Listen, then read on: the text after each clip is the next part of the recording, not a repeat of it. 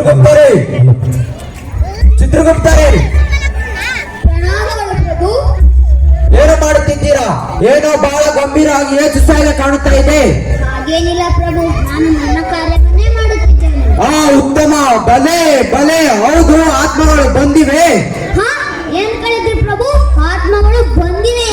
ಈಗೀಗ ಆತ್ಮಗಳು ಹೆಚ್ಚೆಚ್ಚಾಗಿ ಬರುತ್ತಿವೆ. ನಾನು ಇಲ್ಲಿಗೆ ಸ್ವಲ್ಪ ಸ್ವಲ್ಪ ಆಗಿ ಮಾತ್ರ ಕಳಿಸುತ್ತಿದ್ದೇನೆ.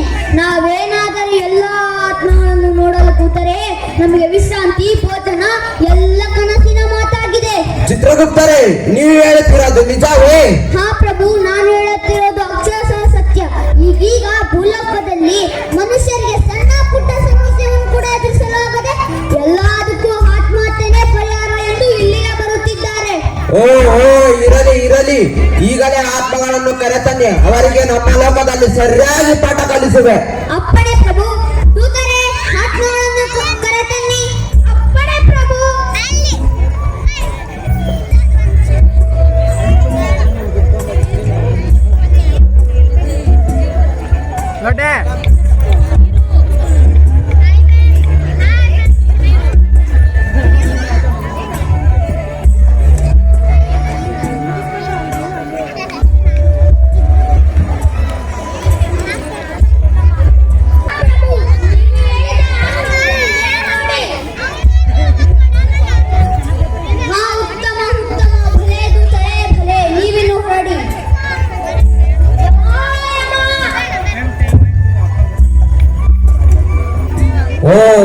ಇವೇನ ಆತ್ಮಗಳು?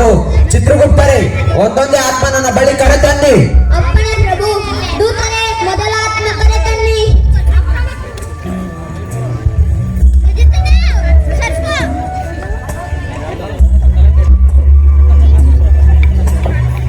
ಪ್ರಭು, ಈತ ಭೂಲೋಕದ ಬೈಕ್ ಸವಾರ. ಈತ ಭೂಲೋಕದಲ್ಲಿ ಹೆಲ್ಮೆಟ್ ಅನ್ನು, ಕಿರೀಟವನ್ನು ಧರಿಸದೆ ರಸ್ತೆ ಅಪಘಾತದಲ್ಲಿ ಸಾವನ್ನಪ್ಪಿ ಇಲ್ಲಿಗೆ ಬಂದಿದ್ದಾನೆ. ಈತ ಒಂದು ವೇಳೆ ಏನಾದರೂ ಆ ಹೆಲ್ಮೆಟ್ ಅನ್ನು, ಕಿರೀಟವನ್ನು ಧರಿಸದೆ ಸಣ್ಣ ಪುಟ್ಟ ಗಾಯಗಳಿಂದ ಬದುಕುತ್ತಿದ್ದ. ಆದರೆ ಈತ ಆ ಹೆಲ್ಮೆಟ್ ಅನ್ನು, ಕಿರೀಟವನ್ನು ಧರಿಸದೆ ರಸ್ತೆ ಅಪಘಾತದಲ್ಲಿ ಸಾವನ್ನಪ್ಪಿ ಇಲ್ಲಿಗೆ ಬಂದಿದ್ದಾನೆ. ಈತನಿಗೆ ಕೇವಲ 30 ವರ್ಷ. ಈತನ ಭೂಲೋಕದ ಜೀವಿತಾವಧಿ 65. ಆದರೆ ಈತನಿಗೆ ಮದುವೆಯಾಗಿ ಕೇವಲ 5 ವರ್ಷ ಆಗಿದೆ. ಈತನಿಗೆ ಧರ್ಮ ಪತ್ನಿ, ಒಂದು ಮುದ್ದಾದ ಹೆಣ್ಣು ಮಗುವಿದೆ. ಮಹಾಪ್ರಭು, ಸಾಕು ಚಿತ್ರಗುಪ್ತರೇ, ಸಾಕು. ಇನ್ನು ಮುಂದೆ ನನ್ನಲ್ಲಿ ಕೇಳಲಾಗೋದಿಲ್ಲ. ಎಲ್ಲವೋ ಮೂರ್ಖ ಮಾನವ, ನೋಡಿದೆಯಾ? ನಿನ್ನ ಒಂದು ತಪ್ಪಿನಿಂದ ನೋಡಲಿ ನಿಮ್ಮ ಕುಟುಂಬವರೆಲ್ಲ ಅನಾಥರಾಗಿದ್ದಾರೆ.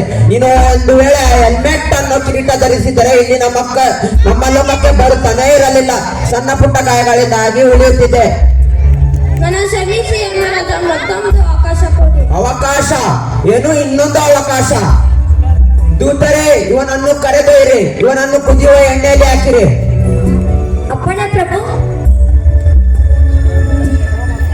ಅಯ್ಯೋ ಪಾಪು, ಅಪ್ಪ ಅಮ್ಮ ಕವಿತಾ, ನಾನೆಂತ ತಪ್ಪು ಮಾಡಿದೆ? ಒಂದು ಸಣ್ಣ ತಪ್ಪಿನಿಂದ ನಿಮಗೆ ಈ ಪರಿಸ್ಥಿತಿ ಬರುತ್ತೆ ಅಂತ ನನಗೆ ಗೊತ್ತಿರಲಿಲ್ಲ. ಎಲ್ಲರೂ ಸರ್ಕಾರದ ನಿಯಮ ಪಾಲಿಸಿ ಹೆಲ್ಮೆಟ್ ಇಲ್ಲದೆ ಬೇಕಾಗಬಾರದು. ನನ್ನ ತಪ್ಪು ಯಾರು ಮಾಡಬೇಡಿ.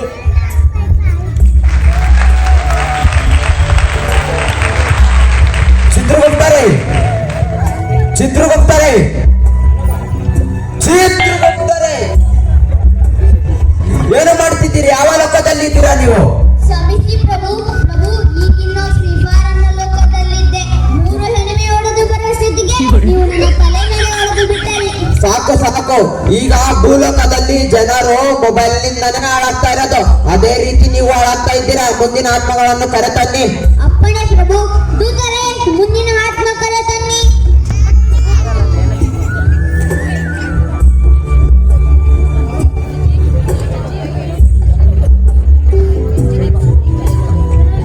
ಪ್ರಭು, ಈತ ಭೂಲೋಕದ ವಿದ್ಯಾರ್ಥಿ. ಈತ ಭೂಲೋಕದಲ್ಲಿ 10ನೇ ತರಗತಿ ಪರೀಕ್ಷೆಯಲ್ಲಿ ಫೇಲ್ ಆದ್ರಿಂದ ಅನುತ್ತೀರ್ಣನಾದ ಕಾರಣ ಸಿಂಗಲ್ ಫೋಟೋ ತೆಗೆಯೋಣ. ಈತ ಒಂದು ವೇಳೆ ಏನಾದರೂ ಮರುಪರೀಕ್ಷೆ ಬರದಿದ್ದರೆ ಮುಂದೆ ಉತ್ತಮ ನೌಕರಿಯಲ್ಲಿರುತ್ತಿದ್ದ. ಕಂದ, ಏನು ನಿನ್ನ ನಾಮ? ರೋಹನ್. ಅದ್ಭುತ ರಾಮ. ರೋಹನ್ ಕಂದ, ನೀನು ತೆಗೆದುಕೊಂಡ ನಿರ್ಧಾರ ಸ್ವಲ್ಪನೂ ಸರಿಯಿಲ್ಲ. ಕೇವಲ ಪರೀಕ್ಷೆಯಲ್ಲಿ ಫೇಲ್ ಆದಂತ ನೀನು ರೀತಿ ಮಾಡಬೇಡದಾಗಿತ್ತು. ಪ್ರಣಾಮಗಳು ಪ್ರಭು. ಏನು ಮಾಡಲಿ ಪ್ರಭು, ನನ್ನ ಅಪ್ಪ ಅಮ್ಮ ನನ್ನ ಮೇಲೆ ತುಂಬಾ ಕನಸು ಭರವಸೆ ಇಟ್ಟುಕೊಂಡಿದ್ದರು. ನಾನು ವಿದ್ಯಾಭ್ಯಾಸ ಮಾಡೋದಕ್ಕೆ ಹೋಗಿರಲಿಲ್ಲ, ಮೊಬೈಲಲ್ಲೇ ಗೇಮ್ ಆಡುತ್ತಿದ್ದೆ. ಅದರ ಪರಿಣಾಮ ನಾನು ಫೇಲ್ ಆದೆ. ನನಗೆ ತುಂಬಾ ಅವಮಾನವಾಯಿತು ಪ್ರಭು. ಇನ್ನು ನಾನು ಬದುಕಿ ಏನು ಪ್ರಯೋಜನ ಮಹಾಪ್ರಭು, ನೀವೇ ಹೇಳಿ. ಕಂದ, ಒಂದ್ ಮಾತು ಕೇಳಿವೆಯಾ? ನಿಮ್ಮ ಅಪ್ಪ ಅಮ್ಮ ಎಷ್ಟೋ ದೇವರಿಗೆ ಅರ್ಕೆ ಹೊತ್ತು, ಎಷ್ಟೋ ದೇವರಿಗೆ ಪುಣ್ಯ ಕ್ಷೇತ್ರ ಹೋಮವನ್ನು ಮಾಡಿಸಿ ಆ ಭಗವಂತನಿಂದನೇ ನಿನ್ನನ್ನು ಪಡೆದಿದ್ದರು. ಅದೇ ನೀನು ತೆಗೆದುಕೊಂಡ ನಿರ್ಧಾರ ಸ್ವಲ್ಪ ಸರಿಲ್ಲ ನೋಡು. ನಮ್ಮ ಚಿತ್ರಗುಪ್ತರು ಹೇಳಿದಾಗ ನೀನು ಮರುಪರೀಕ್ಷೆ ಬರೆದಿದ್ದಾರೆ. ಈಗ ಒಳ್ಳೆ ಜೀವನ ನಡೆಸುತ್ತಿದ್ದೆ. ನಿಮ್ಮ ಅಪ್ಪ ಅಮ್ಮ ನಿಮಗೆ ಹೊಡೆಯುವುದು ಚೆನ್ನಾಗಿ ಓದಲಿ ಕಲೀಲಿ ಅಂತ 9 ತಿಂಗಳು ಎಷ್ಟು ಹೊತ್ತು ಒಂದು ಮಾತು ಬೈ ಹಾಕಿಲ್ಲವ ಹೇಳು.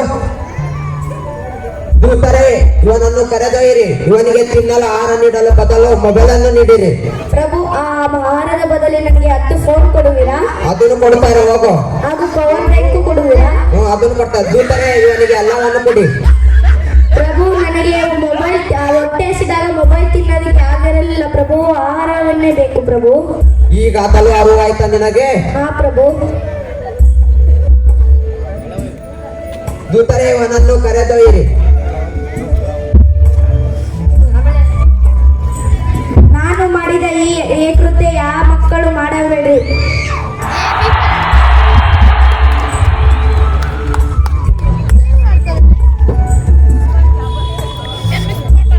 ದೂತರೇ, ಮುಂದಿನ ಆತ್ಮ ಕರೆತನ್ನಿ. ಪಡೆ ಪ್ರಭು.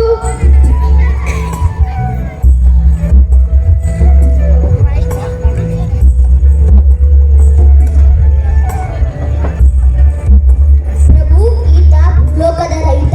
ಈತ ಭೂಲೋಕದಲ್ಲಿ ಬ್ಯಾಂಕ್ನಲ್ಲಿ ಸಾಲ ಮಾಡಿ ಮತ್ತು ಹೊರಗಡೆ ಕೆಲವು ಜನರ ಹತ್ರ ಸಾಲ ಮಾಡಿ ಒಳ್ಳೆ ಬೆಳೆ ಬೆಳೆದು ಸಾಲ ತೀರಿಸೋಣ ಅಂದ್ರೆ ಆ ಬೆಳೆ ಹಾನಿಯಾಗಿ ಕೊನೆಗೆ ಸಾಲ ತೀರ್ಸೋಕೆ ಆಗದೆ ಆತ್ಮಹತ್ಯೆ ಮಾಡಿಕೊಂಡು ಇಲ್ಲಿಗೆ ಬಂದಿದ್ದಾರೆ. ಪ್ರಣಾಮಗಳು ಭೂಲೋಕದ ರೈತರಿಗೆ. ಉರಿಯುವ ಬಿಸಿಲಿನಲ್ಲಿ, ಮೈ ನಡುಗುವ ಚಳಿಯಲ್ಲಿ, ಮಳೆಯಲ್ಲಿ, ಹಗಲು ರಾತ್ರಿ ಎನ್ನದೆ ದುಡಿಯುವ ರೈತರು. ರೈತ ಕಾರ್ಯ ಅದ್ಭುತ ಕಾರ್ಯ ನಿಮ್ಮದು. ಜನರ ಹೊಟ್ಟೆ ತುಂಬಾ ಅನ್ನ ಹಾಕುವ ರೈತರು. ಆದರೆ ನೀವು ತೆಗೆದುಕೊಂಡ ನಿರ್ಧಾರ ಸ್ವಲ್ಪನೂ ಸರಿ ಇಲ್ಲ. ಒಂದ್ ಪ್ರಶ್ನೆ ಕೇಳುವ ಉತ್ತರ ನೀಡುವೆಯಾ? ಕೇಳಿ ಪ್ರಭು. ಭೂಲೋಕದಲ್ಲಿ ನೀನು ಅಷ್ಟೇ ಸಾಲ ಪಡೆದು ತೀರಿಸಲಾಗದೆ ಈ ನಿರ್ಧಾರ ತಗೊಂಡಿದ್ದೀಯೋ? ಅದು ಅಲ್ಲದೆ ಬೇರೆ ಯಾವ ರೈತರು ಸಾಲ ಎಸೆದುಕೊಂಡು ಜೀವನ ನಡೆಸುತ್ತಿಲ್ಲ ಹೇಳು? ಹಾಗೇನಿಲ್ಲ ಪ್ರಭು. ಸಾಲ ಮಾಡಿ ನನ್ನ ನಿರ್ಧಾರ ತೆಗೆದುಕೊಂಡವರು ಇದ್ದಾರೆ, ಹಾಗೂ ಸಾಲ ಮಾಡಿ ಧೈರ್ಯದಿಂದ ಇದ್ದು ಮುಂದೆ ಒಳ್ಳೆ ಬೆಳೆ ಬೆಳೆದು ಸಾಲ ತೀರಿಸಿದರೆ ಆಯ್ತು ಅಂತ ಸಾಲಕ್ಕೆ ಹೆದರದೆ ಜೀವನ ನಡೆಸುವವರು ಇದ್ದಾರೆ. ಆಗಿದ್ದ ಮೇಲೆ ನಿಮಗೇಕೆ ಬಂತು ಈ ನಿರ್ಧಾರ? ನೀವು ಕಷ್ಟಗಳನ್ನು ಎದುರಿಸುತ್ತಿಲ್ಲ, ಬದಲಾಗಿ ಎದುರುತ್ತಿದ್ದೀರಾ. ಅದು ಬದಲಾಗಬೇಕು. ಸಾಲ ಬೇಕಿದ್ದರೆ ನೀನು ಈಗಿಲ್ಲ ಮುಂದೆ ಒಳ್ಳೆ ಬೆಳೆ ಬೆಳೆದು ಕೊಡಬಹುದಾಯಿತು. ಆದರೆ ನೀ ತೆಗೆದುಕೊಂಡ ನಿರ್ಧಾರ ಸ್ವಲ್ಪನೂ ಸರಿ ಇಲ್ಲ. ಹೇಮರಾಜ, ನನಗೆ ನನ್ನ ತಪ್ಪಿನ ಅರಿವಾಯಿತು. ನನ್ನನ್ನು ಕ್ಷಮಿಸಿ. ನಾನು ಮಾಡಿದ ಈ ಕೃತ್ಯ ಯಾವ ರೈತರು ಮಾಡಬಾರದು. ನನ್ನ ಈ ಸಣ್ಣ ತಪ್ಪಿನಿಂದ ನನ್ನ ಕುಟುಂಬ ಅನಾಥರಾದ ಪರಿಸ್ಥಿತಿ ಬಂತು. ನನ್ನನ್ನು ಕ್ಷಮಿಸಿ.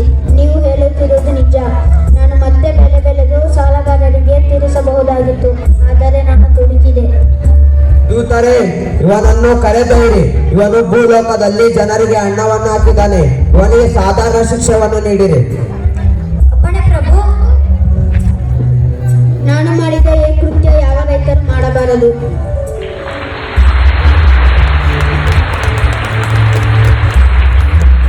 ದೂತರೇ, ಮುಂದಿನ ಆತ್ಮ ಕರೆತನ್ನಿ. ಅಪ್ಪಣೆ ಪ್ರಭು.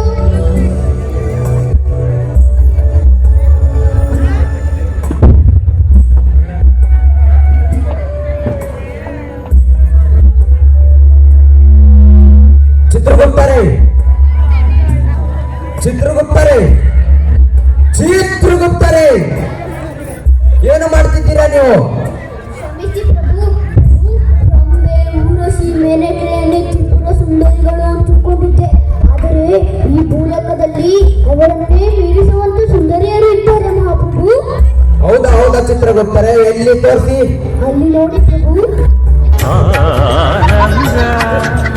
ಪರಮಾನಂದ. ಚಿತ್ರಗುಪ್ತರೇ, ಕೋತಿ ತಾನು ಕಡಲ್ದಂತೆ ವನವನ್ನೆಲ್ಲ ಕಡಿಸಿದ್ದಂತೆ. ಆವಾಯ್ತು ನಿಮ್ಮ ಕತೆ. ಬನ್ನಿ ಮುಂದಿನ ಆತ್ಮಗಳನ್ನು ನೋಡೋಣ, ಬನ್ನಿ. ಅಪ್ಪಣೆ ಪ್ರಭು. ಪ್ರಭು, ಇವರಿಬ್ಬರು ಒಂದೊಂದು ರೋಗಕ್ಕೆ ತುತ್ತಾಗಿ ಇಲ್ಲಿಗೆ ಬಂದಿದ್ದಾರೆ. ಈತ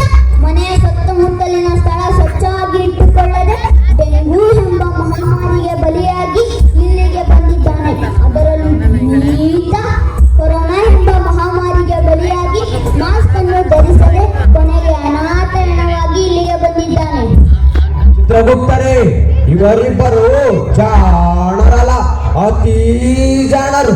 ಹಾ ಹಾ ಹಾ ಹೇಗೆ ಗೊತ್ತಾ? ಹೇಳ್ತೀನಿ ಕೇಳಿ. ಇವನು ಮನೆಯ ಸುತ್ತಮುತ್ತಲಿನ ಸ್ಥಳ ಸ್ವಚ್ಛತವಾಗಿ ಇಟ್ಟುಕೊಳ್ಳದೆ, ಅದು ಅಲ್ಲದೆ ತಾನು ಕ್ಲೀನ್ ಮಾಡಿಕೊಳ್ಳದಾಗದೆ, ಅದು ಅಲ್ಲದೆ ಪೌರ ಕಾರ್ಮಿಕರಿಗೆ ಸ್ವಲ್ಪ ಹಣವನ್ನು ಕೊಟ್ಟು ಸ್ವಚ್ಛತೆ ಮಾಡಿಸಿಕೊಳ್ಳಲಾಗದೆ ಕೊನೆಗೆ ಡೆಂಗು ಎಂಬ ಕಾಯಿಲೆಗೆ ಬಲಿಯಾಗಿ ಆಸ್ಪತ್ರೆಗೆ ಹೋಗಿ ಲಕ್ಷಕ್ಕೂ ಹಣ ಸುರಿದು ಪ್ರಯೋಜನವಾಗದೆ ಕೊನೆಗೆ ವೈದ್ಯರ ಹತ್ರ ನಮ್ಮನ್ನು ಉಳಿಸಿ ನಮ್ಮನ್ನು ಅಳಿಸಿ ಎಂದು ಗೋಕುರುತ್ತಾರೆ. ಇವನು ಮಾಸ್ಕ್ ಎಂಬ ಧರಿಸದೆ ಕರೋನಾ ಎಂಬ ಕಾಯಿಲೆಗೆ ತುತ್ತಾಗಿ ಕೊನೆಗೆ ಅನಾಥಯಣವಾಗಿ ಇಲ್ಲಿಗೆ ಬಂದಿದ್ದಾನೆ. ಕ್ಷಮಿಸಿ ಪ್ರಭು, ನೀವು ಹೇಳಿದ್ದು ನಿಜ. ನಾವು ಮನೆಯ ಸುತ್ತಮುತ್ತ ಸ್ವಚ್ಛ ಮಾಡ್ಕೊಳ್ಳಿ, 200 ರೂಪಾಯಿಗೂ ಜುಪ್ಪುನತನ ಮಾಡಿ ಕೊನೆಗೆ ರೋಗಕ್ಕೆ ತುತ್ತಾಗಿ ಆಸ್ಪತ್ರೆಗೆ ಲಕ್ಷಕ್ಕೂ ಹಣ ಸುರಿದು ಪ್ರಯೋಜನವಾಗದೆ ನಾವು ನಮ್ಮ ಅಮೂಲ್ಯ ಜೀವ ಕಳೆದುಕೊಂಡು ಕೊನೆಗೆ ರೋಗಕ್ಕೆ ತುತ್ತಾಗಿ ನಾವು ನಮ್ಮ ಕುಟುಂಬಕ್ಕೆ ಅನಾಥವಾಗಿ ಮಾಡಿದೆವು. ಒಂದು ಚಿಕ್ಕ ಸ್ವಚ್ಛತೆ ಮುಂಜಾಗ್ರತೆ ವಹಿಸಿಕೊಳ್ಳದೆ ನಾವು ನಮ್ಮ ದೂತರೇ, ಇವರಿಬ್ಬರನ್ನು ಕರೆದೊಯ್ಯಿರಿ. ಇವರಿಬ್ಬರು ಬೇಜವಾಬ್ದಾರಿಯಿಂದ ಇವರ ಕುಟುಂಬವನ್ನು ಅನಾಥರಾಗಿ ಮಾಡಿದ್ದಾರೆ. ಇವರಿಗೆ ಕಠಿಣ ಶಿಕ್ಷೆಯನ್ನು ನೀಡಿರಿ. ಅಪ್ಪಣೆ ಪ್ರಭು. ಎಲ್ಲರೂ ನಿಮ್ಮ ಮನೆಯ ಸುತ್ತಮುತ್ತಲಿನ ಸ್ಥಳ ಸ್ವಚ್ಛ ಮಾಡಿಕೊಳ್ಳಿ ಹಾಗೂ ಮಾಸ್ಕ್ ಮುಖ ವಹಿಸೋಕೆ ಹಾಕೊಳ್ಳಿ. ನಿಮ್ಮ ಕೈಯಲ್ಲಿ ಆಗಿಲ್ಲ ಅಂದ್ರೆ ಈ ನಂಬರ್ಗೆ ಕಾಲ್ ಮಾಡಿ, 8236210702ಗೆ ಕಾಲ್ ಮಾಡಿ, ನಾವು ಮಾಡ್ತೀವಿ ಕ್ಲೀನ್.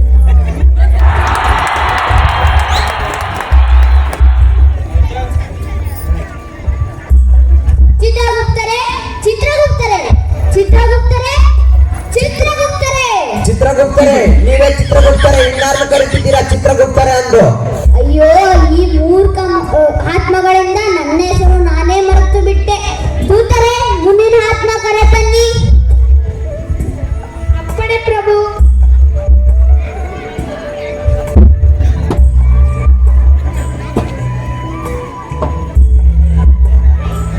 ಪ್ರಭು, ಈತ ಭೂಲೋಕದ ವ್ಯಾಪಾರಿ. ಈತನ ವ್ಯಾಪಾರ ಮೊದಲು ಚೆನ್ನಾಗಿಯೇ ಹೋಗುತ್ತಿತ್ತು. ಆದರೆ ಈತ ಬಹುಬೇಗ ಶ್ರೀಮಂತನಾಗಬೇಕೆಂಬ ದುರಾಸೆಯಿಂದ ಜೂಜು ಆಟಗಳನ್ನು ಆಡಿ ಅದರಲ್ಲಿ ಹಣ ಸೋತು ಆ ಹಣವನ್ನು ತೀರಿಸಲೇ ಮುಂದಾಗಿ ಆತ್ಮಹತ್ಯೆ ಮಾಡಿಕೊಂಡು ಇಲ್ಲಿಗೆ ಬಂದಿದ್ದಾನೆ. ಈತನಿಗೆ ಅಪ್ಪ, ಅಮ್ಮ, ಧರ್ಮಪತ್ನಿ, ಒಂದು ಗಂಡು ಮಗು, ಅದು ಅಲ್ಲದೆ ಈತನ ಹೆಂಡತಿ ಒಂದು ಗರ್ಭಿಣಿ. ಮಹಾಪ್ರಭು, ಎಲ್ಲವೋ ಮೂರ್ಖ ಮಾನವ, ನೋಡಿದೆಯಾ? ನಿನ್ನ ಒಂದು ತಪ್ಪಿನಿಂದ ನೋಡಲಿ ನಿಮ್ಮ ಕುಟುಂಬವರೆಲ್ಲ ಅನಾಥರ ಇದ್ದಾರೆ. ಮಹಾರಾಜ, ದಯಮಾಡಿ ನನ್ನನ್ನು ಕ್ಷಮಿಸಿ. ನಾನು ದೊಡ್ಡ ಅಪರಾಧಿ, ನನ್ನನ್ನು ಕ್ಷಮಿಸಿ. ನಾನು ಕಲ್ಪನೆ ಕೂಡ ಮಾಡಿರಲಿಲ್ಲ. ನಾನು ದೊಡ್ಡ ಪಾಪಿ. ಮಹಾರಾಜ, ನನ್ನ ಕ್ಷಮಿಸಿ. ನೀನೇನೋ ಇಲ್ಲಿಗೆ ಬಂದು ಬಿಟ್ಟೆ, ಆದರೆ ಅವರ ಗತಿ ನೀನೇನೋ ಶ್ರೀಮಂತನಾಗಬೇಕಂದಿದ್ದು ನಿಜ. ನೀನು ಕಷ್ಟಪಟ್ಟು ದುಡಿದು ಶ್ರೀಮಂತನಾಗಬೇಕು. ಅವರಿಗೆ ನೀನೇನು ಕೊಟ್ಟೆ? ಏನು ಕೊಟ್ಟಿದ್ದಾನೆ ಚಿತ್ರಗುಪ್ತರೇ? ಚಿತ್ರಗುಪ್ತರೇ, ಇದೇನೋ ಅಪಹಾಸ್ಯ. ನೋಡನ್ನು, ನಿನ್ನ ಮುದ್ದಾದ ಮಗು, ಅದು ಅಲ್ಲದೆ ಜಗವೇ ಕಾಣಲಾರ್ದ ಇನ್ನೊಂದು ಮಗು, ಬಾಳಿ ಬಲಕ್ಕ ಬೇಕಾಗಿದ್ದ ಮಗವನ್ನು ಕಳಕೊಂಡ ಆ ತಂದೆ ತಾಯಿ ಅವರೇನು ಮಾಡಬೇಕು? ದೂತರೇ, ಇವನನ್ನು ಕರೆದೊಯ್ಯಿರಿ. ಇವನು ಜೂಜುಗ ಆಟಗಳನ್ನಾಡಿ ಇವನು ಹಣವನ್ನು ಸೋತಿದ್ದಾನೆ. ಇವನು ಬೆಳ್ಳನ್ನು ಕತ್ತರಿಸಿರಿ.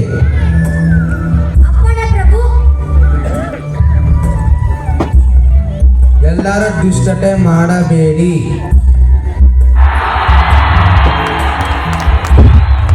ಚಿತ್ರಗುಪ್ತರೇ,